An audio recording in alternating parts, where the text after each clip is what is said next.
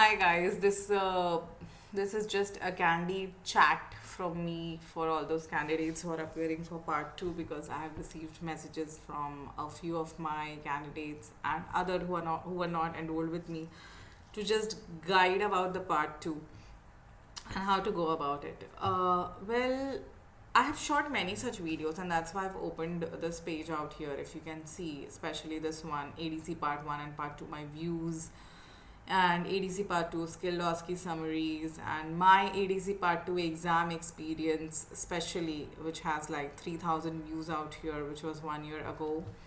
I have actually given out the details of how to prepare, but still, if you haven't been able to watch this video, uh, I'm just going to list down the steps, and probably you can write it down, take a pen and paper, pause this video, get it, and then write down the steps. Step one is as soon as you clear your part one exam, chill. Uh, it was the tip of the iceberg. The actual iceberg is the part two exam. So if you are already in Australia, then this step is not for you. But if you're outside Australia and then you need a visa to enter Australia to give the exam, please apply for the visa first. The visa would be valid for 1 year. Do not start any preparation until you apply for the visa and you get it, and that is going to take around a month. Yeah. How to apply for visa? You can just go on their website and you'll require at least 90 minutes to upload your visa application. You'll need the bank account details, the reason for the visit. You can just say you are a tourist. I just mentioned that. And that I wanted to visit because I need a break. That's what I'd actually written.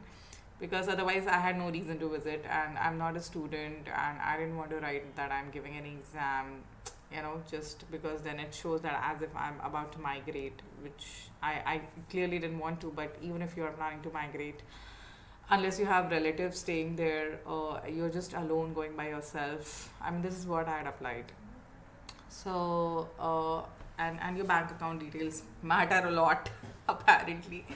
So make sure you have enough money to show and apply that. Once that is done, they'll send you the biometric verification. Get that done. You have to pay. All in all, you'll be paying, like I paid around 400 dirhams for 450 actually for the biometric, and some 165 Australian dollars for the visa. So 165 into 2.5 is somewhere around again 400 something, 400, 800, or let's say 1000 dirhams. So basically in Indian rupees it is somewhere around 22,000 rupees. So that is if you do it by yourself. If you are going through an agent, they'll charge you double the amount straight away. So first get that done. Once you have the visa in your hand, then the next step is you decide when you want to give your exam. Do not book the exam first and then apply for the visa, because what if your visa doesn't come, which actually happens with many candidates, and then they regret because then you won't get your money back. You book your tickets, blah blah blah, and everything is a waste. So first get your visa. Once you get your visa, unless you are in like really rush, which you should not be, book the exam at least 6 months from that time. In my experience, the step two should be after you book your exam after 6 months, minimum, or 9 months, whatever you choose to. Decide how you're going to practice, because there are 3 parts to the exam. The first part is skilled OSCEs.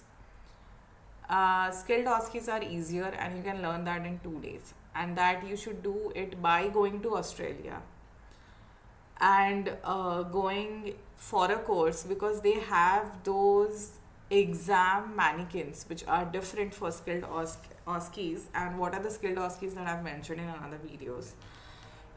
They'll let you practice there, and you don't require more than 2 days to practice. Actually 1 day is more than enough, but 2 days is okay. So because you'll be practicing in exact those mannequins which you won't get around your place, because they are really really expensive, and it doesn't make sense buying such expensive mannequins for one exam. better to give some amount of money, and they usually charge you $1,000 for one day for the skilled OSCEs, which is huge amount, but yeah, it's a money making exam. So keep that 1,000 Australian dollars side for the skilled OSCEs. Learn it properly. The skilled OSCEs is one of the easiest thing to pass, I feel. I mean, there's no brain things. Just follow the steps, memorize it, and just be done with it. Communication OSCEs, you should spend at least 3 months preparing it. Apparently, there are 67 to 68 cases.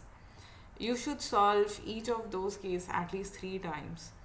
And how you should do is, according to me, the best way is to have just a mentor who'll teach you one on one, not like in a group, because then it's not one on one, and even they charge you a bomb like $2,000 or $3,000 they'll charge you just for the communication OSCE, that too in a group setting. I feel one-on-one discussion is the best. Probably have a mentor who can sit with you like twice a week for 1 hour each, and you are solving 3 cases. Communication OSCEs are divided into clinical information and gathering cluster, treatment cluster, treatment planning, and diagnosis cluster. Yeah. So you should know. So room 1, 2, 3, 4, 5, 6 are there in communication OSCEs. Room 1 and 2 are always information cluster. 3 and 4 diagnosis, and 5 and 6 are treatment planning. This is already decided.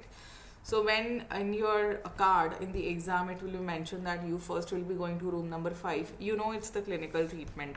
It's not information or the diagnosis cluster. So automatically the template in your mind which will be there for you to answer that scenario is set. So there will be 3 different templates for each cluster, which you will have to prepare by yourself. I have already given out in one of my videos how to create the template. I've myself shot one such video, 1 or 2 such videos where I have done the clinical information gathering. Like I pretended to be an examiner and I only pretended to be the candidate. You can search for that video. You'll understand what I'm saying, because you just have like 10 minutes to stock. And you should be aware of the scenarios. So you need 3 months minimum preparation for that.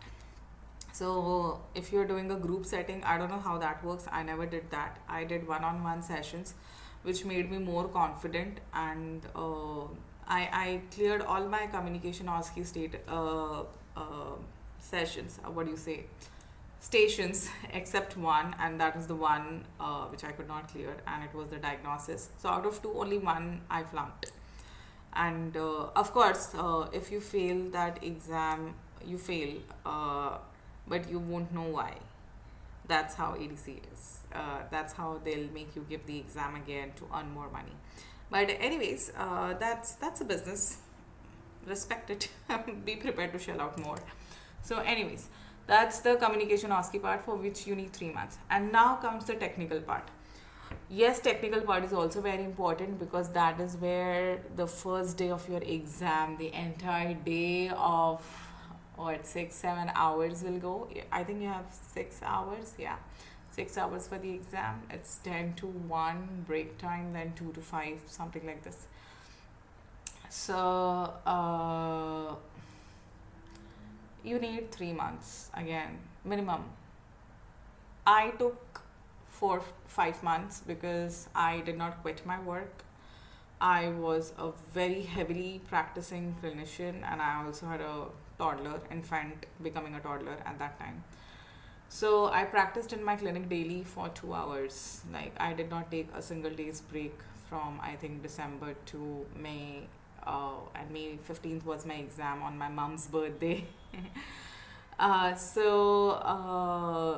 I worked very hard, and I'm sure a lot of you work very hard, and you have to work very hard for that. So if you are sitting at home, like most of the married females who have just gotten married after graduation, went to Australia, already have a PR but don't have the ADC exam degree, then you have the home setup. In that scenario, you can practice for 4 or 5 hours daily. But those practicing clinicians who are breadwinners for their family, the family depends on you. You have other responsibilities. You cannot just quit the work and devote yourself to the technical tasks. You'll have a little difficult time, because the technical tasks are not the way you practice clinical dentistry. it's stupid, honestly, the technical tasks, because that's not the way you practice. But then it is what it is. So you'll have to unlearn a lot of things, and you'll have to learn a lot of things. Now that's another money making business. By the coaching classes, they charge you up to $9,000 to teach you technicals for a month. Now many students ask me this question: what should we do? How to practice technicals? Well, if you're loaded with money, please go to one of those coaching classes. Sit there 9 hours a day for 4 weeks and 5 weeks. Practice, learn. A mentor will come, demonstrate one task, practice that for 3 days. The sub mentors will come and correct it until you eventually learn how to master that task. You need to practice on at least 200 teeth minimum. Then only you'll get the speed, because in the exam things will go a little slow and you don't want to make the infection control mistake. So you need to finish all your tasks in 5 hours. Finishing 6 tasks in 5 hours is very, very doable once you become fast at it, once you have memorized the criterias for it. You'll take a lot of time just to memorize the criterias of how they judge the technical tasks. So once you have done 10 preparations of the same task, finally that thing will go in your head. And there are like what, six tasks on different teeth. The angulations, everything's are different. So you'll take some time, because you'll do something, you'll measure it, have you done it right, or have you overdone it, or whatever. So regarding each task also, I have created videos giving out the simplest tips, the technicalities of how to do it, because it's not like what you're taught or what you do in the patients, and never again what you do in the technicals you are ever going to do that in the clinic. I don't even know why they do it, but of course when they are charging you a bomb to give the exam, they have to show that they are doing something and you are doing something. Anyways, that's how it is. So have at least again 3 to 4 months in your hand. So it does get really exhausting when you're doing the technicals, and then you have to do the communication OSCEs. So my suggestion would be keep at least 6 months in hand. Once you get your visa, you start slowly practicing the technicals. If you want to go, like I mentioned, loaded with money, go for a month, learn the technicals, come back home, keep on practicing. But if you do not want to spend so much and do not have so much time, like meaning abandon everything and go for a month and resume your clinical practice, like it's unthinkable for hardcore clinicians, then I would suggest choose a mentor who's willing to teach you the technicals. It's after all just a demonstration of steps. It's nothing major. In 3 days time or 2 days time, it's very, very doable. But if they do that, then they cannot charge you $9,000. Then you'll be like, for 2 days you're charging us $9,000. In case you do get a mentor who's willing to demonstrate that to you in 2 days time by not charging you a bomb, go to that mentor, learn from them how to do it.